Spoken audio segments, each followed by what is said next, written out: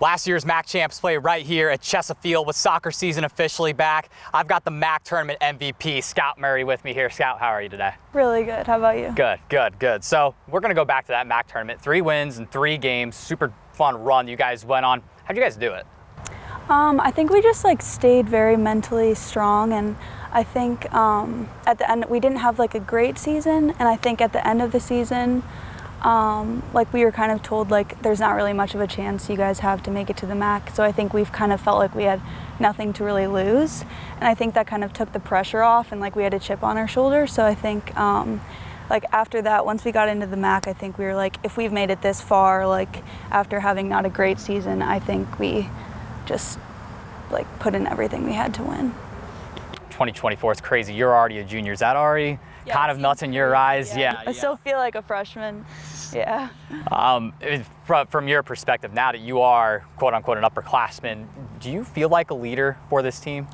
Yeah, I think I do, and I think my friends and I talk about it. We've been talking about it since we were freshmen, what kind of leader do we want to be? And I think there's so many different leaders. We have leaders on the team or on the field during games, and then we have leaders in the locker room, telling us what we need to get done. And I think, I think I consider myself a leader on the field because I think I encourage people a lot and lift everyone up and make sure we're all working towards the same goal, and I think that's makes me a leader, I'd say.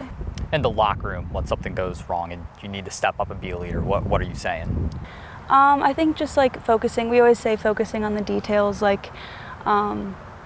paying attention to not just soccer, but everything outside of soccer too, being on time to everything. We show up.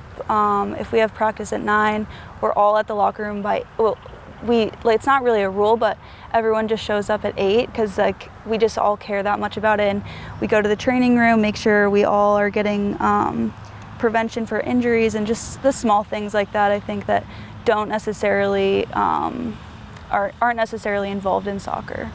Yeah. Score probably the most famous goal in this program's history. Not many people could say they were on SportsCenter top 10.